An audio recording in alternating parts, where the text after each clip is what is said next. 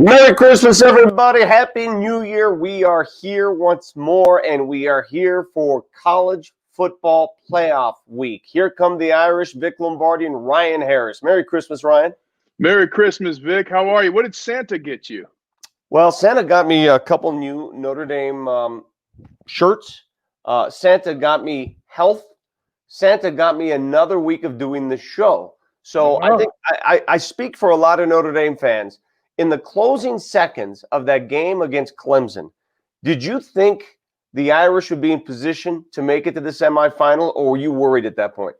I knew that the late score was going to help, but it's so funny because, Vic, in that game, you're thinking, going into the game, you're thinking, Trevor Lawrence isn't going to be a difference. It doesn't matter. Then about 2 quarters in, you're going, Trevor Lawrence is the difference here. Nobody can beat Trevor Lawrence. You know, you had to kind of change there for a minute. But what was strange to me, Vic, Notre Dame was so physically dominant. If you think about the games against BC, North Carolina, the first game against Clemson, and they just weren't in that Clemson game in the ACC championship.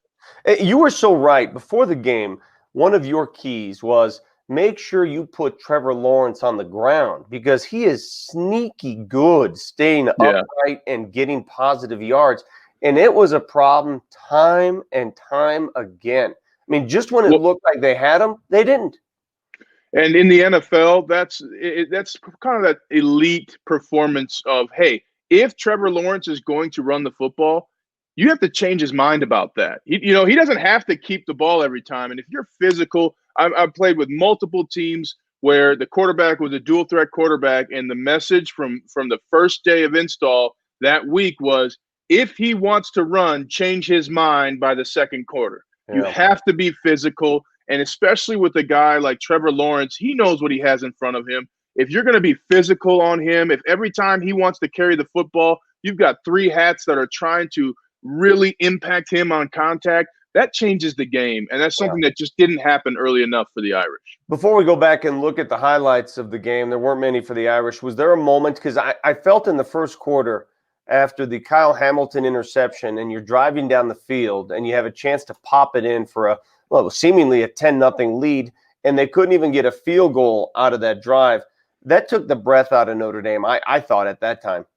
I'm with you. And here's the other thing. That can't happen. You cannot let an obstacle in the first quarter stop you from being a champion. Now, the good thing for Notre Dame is they got a good wake-up call, and they still have an opportunity to win a national championship. It's going to be tough against Bama, but they learned a lot in that Clemson game. And sometimes as a champion, you have to learn that if you do not play your game, you're going to be embarrassed. And a lot of good can come from that. One last point. I want to ask you this before we look at the highlights. A lot of the Notre Dame players, Ian Book and Coach Kelly, said afterwards, we just had a bad day. It was a bad day. We didn't have our A game. You played at the highest level. How does a bad day happen? And how do you know that was just a bad day? How do you know that wasn't what they really are? How do you know the difference? Well, when you say you had a bad day, that means that multiple players did things that were uncharacteristic of themselves. And let's start with Ian Book. I mean, he was so quick to throw the football in his previous 4 games going into the ACC championship, and we saw him standing in the pocket looking around. I mean, those are the kinds of things that are uncharacteristic for Ian Book when you look at the last couple of games that he had. Also, the defense. The defense did not lack physicality like that all year long. And we can be critical about that because we've seen them play better. So when you say you have a bad day in football, that means that you had multiple players playing uncharacteristically for you. And that's what happened to Notre Dame.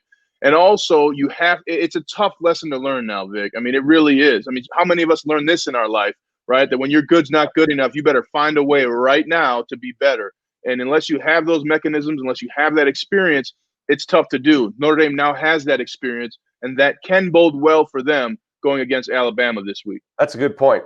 Doesn't change the fact that for the first time this year, for the first time all season, we are now tossing to a video package that features a Notre Dame loss. First time we've done that. It's December. I mean, that's a long time. A lot of college football programs would have liked to wait till December to see a losing video. Here it is. And today's collision here in Charlotte between number 3 Clemson and number 2 undefeated Notre Dame, their one and only season here in the ACC. Book against a four-man rush. Takes a look, backpedals and tries to create and has to fire to a wide-open Mayer. The big freshman tight end was left alone. They bring three. Book has time, gets it out. Once again, it's Mayer with a third down catch. Two this year. This from 51. Drives it. And not quite. No, he get it by a yard. I thought it was short. It just crawled over the crossbar. 2nd and 5. They pick up the pressure. Ball deflected and intercepted. And Hamilton has the early takeaway. Deflected by Drew White.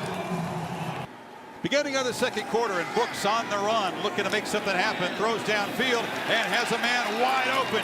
Catch made by Tommy Tremble, the other tight end. Vicious blocker, very capable receiver. Yeah, he just gets lost in coverage here. Four-man rush, Lawrence, slant, incomplete. Impressive. He gave away 40 pounds in that matchup. And now they get after Lawrence and they drag him down. It's a sack of 1 yard loss. So Gendeji grabbed him by the ankle. COVID, and so their growth has been accelerated on that back end. Tyree breaks free, and finally the Irish find the end zone with 8:09 to play. And the freshman from Virginia, who wears Rocket Ismail's number. Been a long time coming for the veteran running back. Oh, Rodgers in the flat is met immediately by Owusu Koromoa. Great instincts by Owusu Koromoa.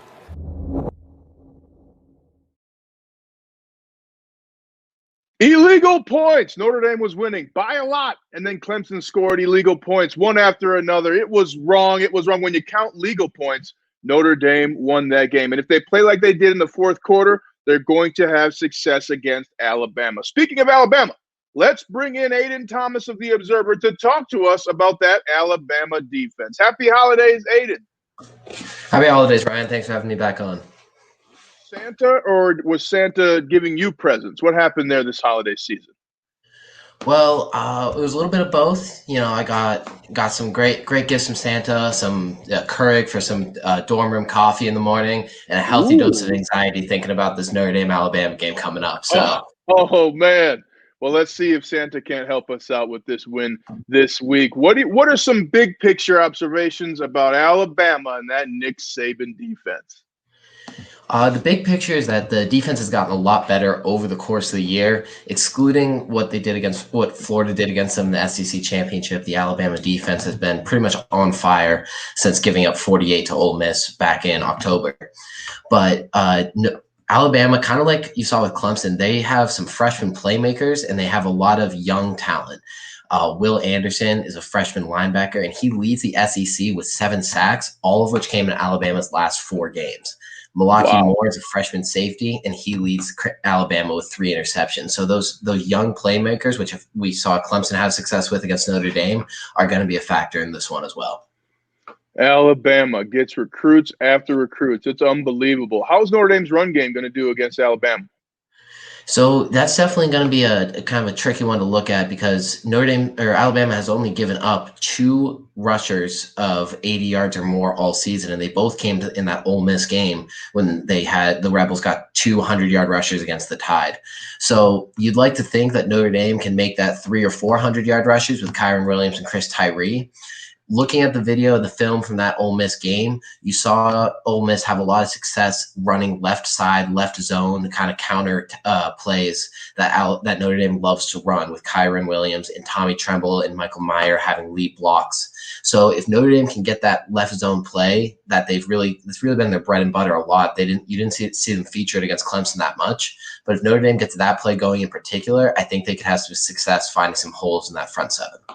Now, Aiden, one of the things that was surprising to me was that Javon McKinley and Ben Skoranek really didn't get involved in the ACC championship game.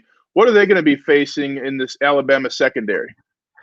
Yeah, absolutely. So matchup-wise, they'll be facing Josh Joby and Patrick Surtain. Surtain is he's going to be a top first-round draft pick. He's one of the top corners in the country. Both of them have an interception. Both of them are among the top in the country at passes defended.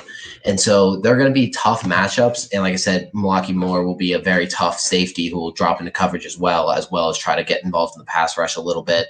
But for McKinley and Skoranek, it's about utilizing both of them and Michael Mayer in just, creative routes. You saw Notre Dame get open early, a decent amount. There's some missed throws, some drop passes, but ultimately, it's just going to come down to just being a little bit better, a little bit more explosive with their routes. It just felt like Notre Dame wasn't getting open soon enough. And as good as that Notre Dame offensive line is, they're not going to be able to give Ian Book 6-7 seconds in the pocket for McKinley to get open downfield. So it's a mixture of Book needing to be willing to trust his receivers to get those 50-50 balls, and also his receivers need to be a little quicker off the block and get open faster for their quarterback. Well, he is Aiden Thomas of The Observer. Merry New Year, Aiden. Have a great New Year's, and hopefully we start the year off with a Notre Dame win. Absolutely. Happy New Year, Ryan. And next, let's go to see what Coach Kelly has to say about this Alabama matchup. Clemson played very, very well. We didn't play with the same edge. We didn't play with the same kind of tenacity necessary in a championship game. That's on me. I've got to get our team to play better in that moment. But there wasn't this gap of physicality that had been there in the past. So we've got to play with certainly a higher level of urgency. We've got to have guys step up and make plays. We've got playmakers have to make plays. Clemson stepped up and made plays. We just didn't make enough plays. So certainly capable as a football team to go in and beat anybody on any given day. That probably wasn't the case a few years back, but we've got to play up to our level, and that will be the case again going against the great Alabama team. Welcome back to Here Come the Irish. Time now to look at that Alabama offense. Man, for years, it was all about the Alabama defense. Now it's the offense that's putting on a show every single week. Charlotte Edmonds, she does it on a weekly basis for us, representing the Observer. Of course, Charlotte, Merry Christmas, Happy New Year. How are you? I'm doing well. Happy holidays to you too, Vic. How tough was it watching that Clemson game from your vantage point? Oh, it was brutal. It made extra depressing just sitting there by myself. I was texting all my friends being like, this just doesn't feel right. But well, you said it yourself. When we previewed them, you said be wary of Lawrence's running ability, and that proved to be the difference in the game, in my estimation. Yeah, no, he was the game changer. I know you and Ryan were just talking about that. He lived up to the hype. I think I underestimated him, even if I did think that he could make a difference. I didn't think that he would make as big of a difference, but he was the game changer. Charlotte, I'm looking at Alabama's schedule, and I'm looking at the amount of points they've scored. Let me just go down the list for you, because their lowest scoring output of the season came in the very first game of the season. That was 38 points against Mizzou. Then it's, all right, 52, 63, 41, 48, 41, 63, 42, 55, 52, and 52. My goodness, how do you stop this offense? Yeah, this offense is unreal. Not only just as a complete unit, they have not only one, but two Heisman finalists. So goes to show you that they have so many weapons in their arsenal. But I would say their primary style is definitely they run through those two Heisman finalists, being Mac Jones and senior wide receiver Devonta Smith. So they do have a few threats in the run game, but they like to hit the deep balls. Mac Jones he took over when Tua went down with an injury last season and sort of led them to a lackluster win over Michigan, kind of by Alabama standards, a little bit of a disappointing season last season, but he has proven that a year of experience has made a world of difference for him, currently leading the NCAA in quarterback rating, passing efficiency, and he has thrown for a staggering 76% completion rate with only 4 interceptions. So he really is a complete player.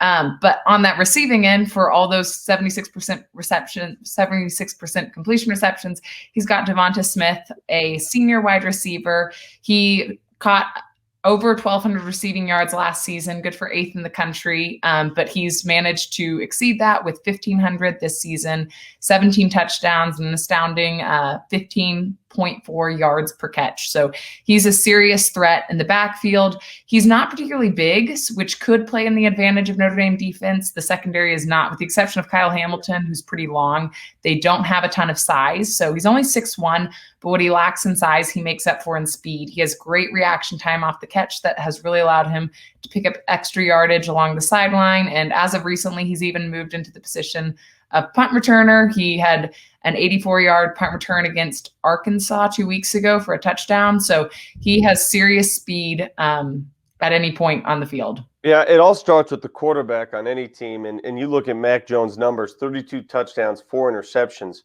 How do you rattle this kid? How do you begin to get in his head?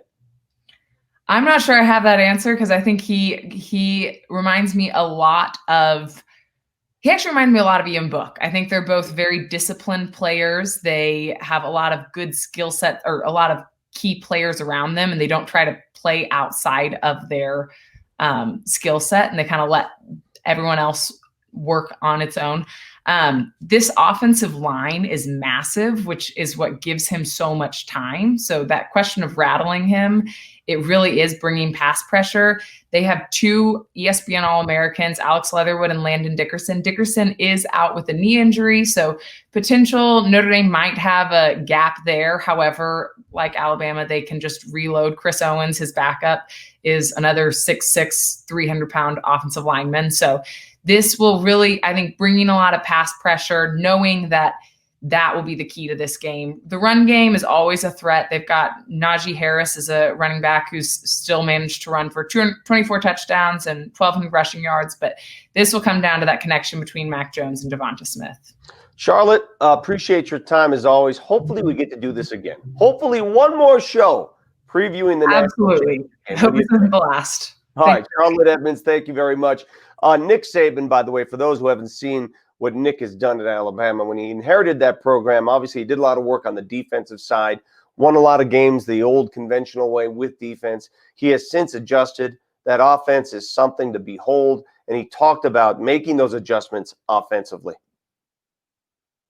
Well, we're confident in our players, and we've certainly been very productive on offense. And I don't like to make comparisons. We've had some good offensive teams here in the past. That last year's team had similar numbers. The year before that, similar numbers.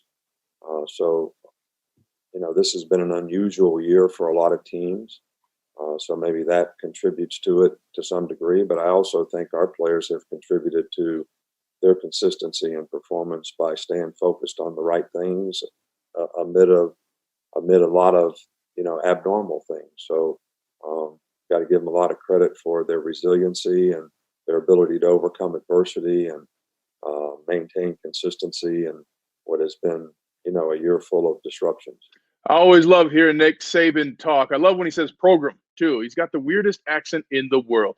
Well, here today we are going to bring you one of the best offensive tackles to ever play at Notre Dame. He hails from Bishop Gorman, the famed Bishop Gorman in Las Vegas. He's with the Baltimore Ravens on their quest right now for a Super Bowl championship, even though he sustained an injury earlier this year. One of my favorite athletes to come out of Notre Dame in the last 15 years. Please welcome the Renaissance man himself, the highest paid left tackle in the NFL and one of the best human beings, Ronnie Stanley. Ronnie, welcome to the show, brother. Thanks, Ryan. Thanks for having me. First and foremost, a lot of people don't know you are a bit of a photographer, and I've seen you at different places, whether it's at school, at the Super Bowl. How did you get into photography?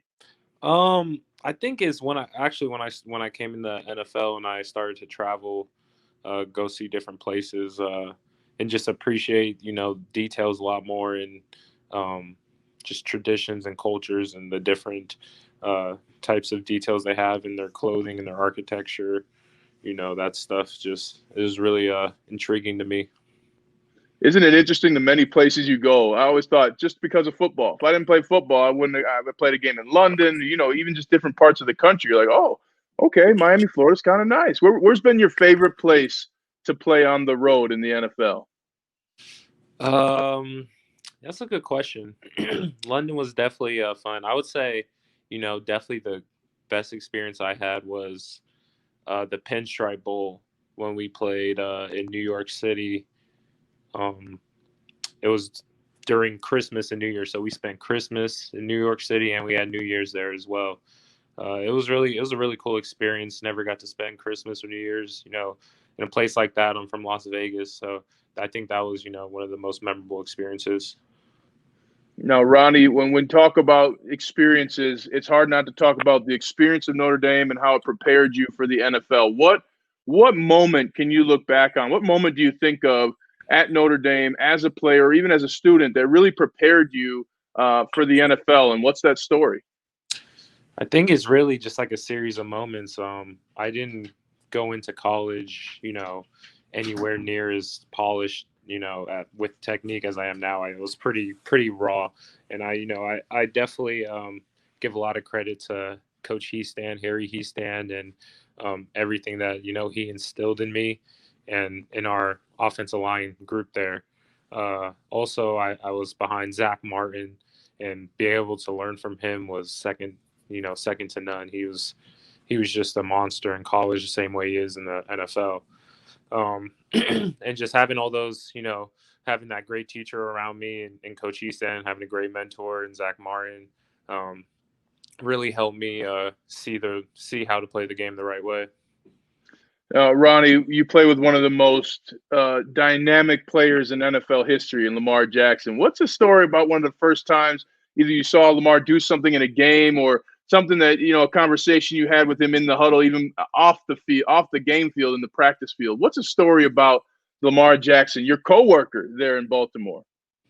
Me and Lamar, we're pretty close, and I think he just has his head on straight, and he just understands, the amount of talent he has, and he understands what it's going to take for him to take his game to the next level, and he has his mind, poised for that, and he's not anywhere near where his max potential, and he knows that, and he's only trying to get better. And I think from that perspective alone, we kind of got along, like from the jump. Even when he wasn't playing, we still talk a bunch and just joke around. I think we have a great relationship that way. We joke around a lot, and I'm just glad to see how he just keeps growing. Ronnie, I'll tell you right now, man, you're going to miss being able to joke with people like you do in the locker room when you're done playing, because there's nothing like it. Did you tell Lamar that he'd have to pay some money for you to stay? Were you like, hey, Lamar, we're going through contract negotiations. How much are you paying me to stay here? We're going to be off the table here. Give me a duffel bag full of cash. Yeah, he's actually offered that, so I didn't even have to tell him that. He was already talking about that before I even got my contract. So I think we were all trying to, stay together and keep our guys here and really build something special. Made me love him even more. I love quarterbacks that take care of their linemen, Ronnie. Let's talk about other teammates you had at Notre Dame. A lot of the supporters of Notre Dame watch this show. Who are some of your favorite teammates and moments as a player at Notre Dame? Some of my favorite teammates, would have, this is a wide range of them. I would say like Dan Fox was one of the funniest teammates I've ever had. Tyler Stockton, again, one of the funniest teammates I've ever had. And those guys just really just made everything just hilarious and just funny all day. I think, having like all the guys on the offensive line, I've never experienced some, like that camaraderie, that type of brotherhood, that type of bond. We literally did everything together, from walking to meetings, from walking out to practice. We couldn't walk anywhere without everyone being together. It was kind of funny at first, but now, now looking back on it, it was real cool that we had that type of bond. And what was it like to play for Coach Kelly? Oh, it was cool. It was great playing for Coach Kelly. I think he does a great job of bringing all types of different people from around the whole nation, and really just recruiting from all over. And you really get to meet a lot of different people at Notre Dame. It's not just like one demographic there. It's very diverse on the football team. And it was really cool to just meet all those people and play for that tradition and that Notre Dame football culture. Ronnie, what is your favorite? We ask this to wrap up every interview. What is your favorite place on campus? Favorite place on campus? Wow, that's a hard one. There's so many good places. There's so many good places. I'd say, the place I have the most memories is the Dome. Just looking at the Dome at night and when they have the spotlight on it and stuff, and just thinking like, wow, that thing is crazy. That thing is really solid, all gold, whatever it is. It's gleaming in the night, and just looking at that, and just you just look at that thing, and then you just kind of reminisce and just think about all the history that's been there before and how it's gone to this point. I'll tell you what, Ronnie, before every broadcast, I say to my booth partners, look at that sunshine on that Golden Dome over there. Right. I mean, it's just, I'm with you. It's beautiful every time. And Especially Ronnie, when you're driving in, we're driving in. I still And then remember circle. leaving campus as a senior. I was like, oh, man, it's going to be a while before I see this Golden Dome. It does something to you every time. It definitely does, yeah. Well, Ronnie, you are solid gold, my friend. As a player in the NFL, it's been an honor to watch you do your thing, man. I'm so happy for you and your success. Heal up, and you're solid gold off the field, my man. So go Irish, and thanks for showing off what a Notre Dame alumni looks like. Thanks, Ryan. Happy holidays. Happy holidays. Well, it was a collection of awards that Notre Dame won at the ACC Awards show, and here's the video document. We just getting started, baby. It's going to be a long night. Touchdown, Notre Dame!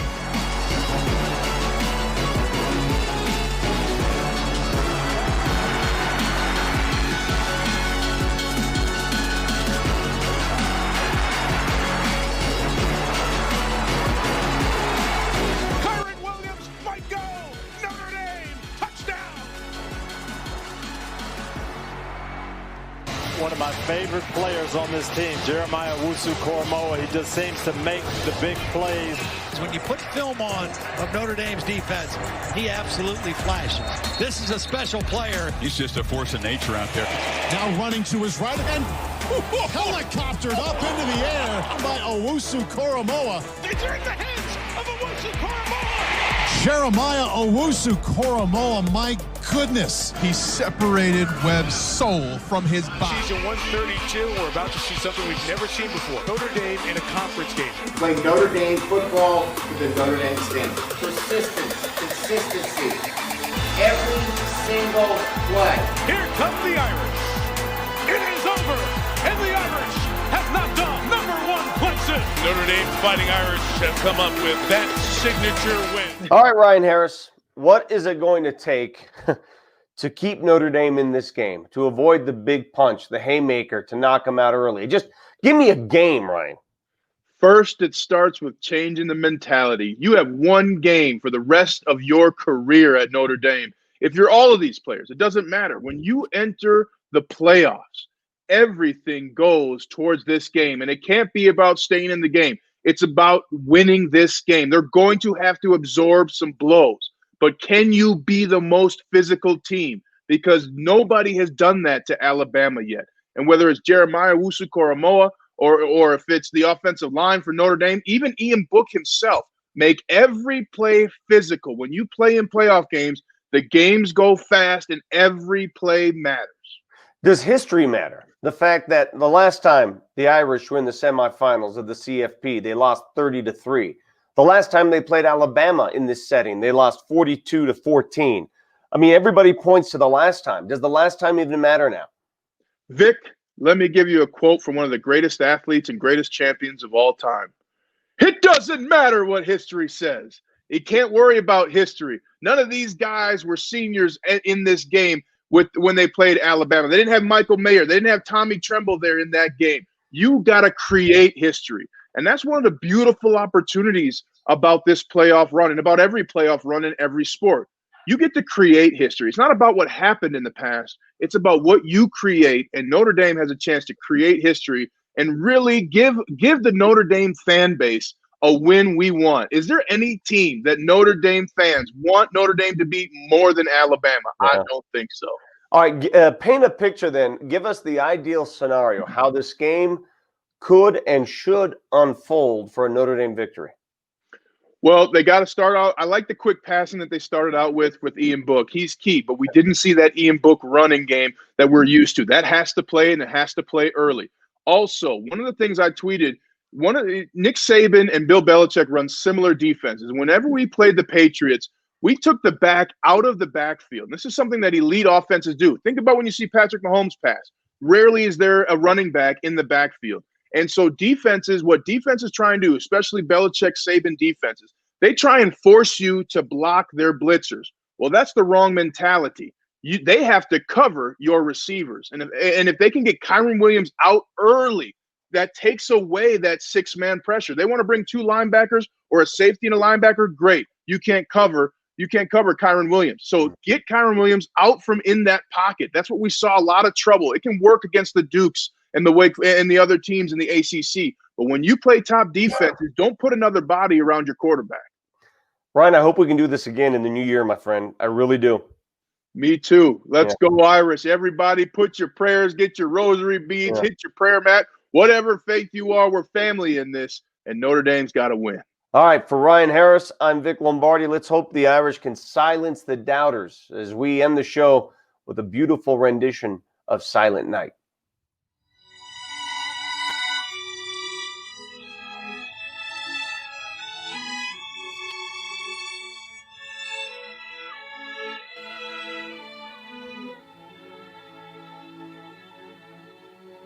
Silent night, holy night, all is calm, all is bright, round young virgin mother and child, holy infant so tender and mild, sleep in heavenly peace, sleep in heavenly peace.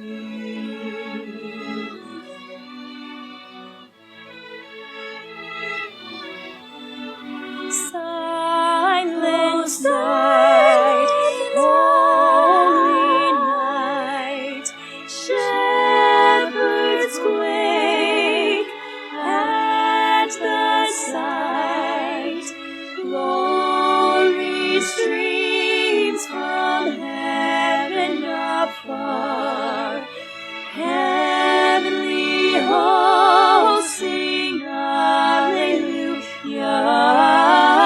Christ the Savior is born. Christ the Savior is born.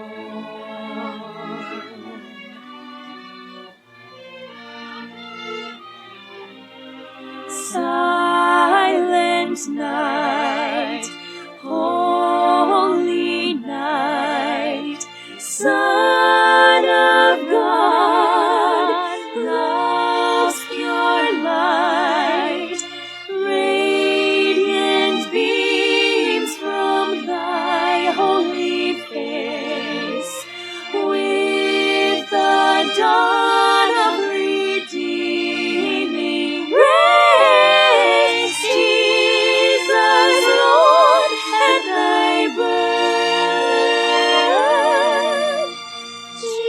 Jesus, Lord, at thy birth.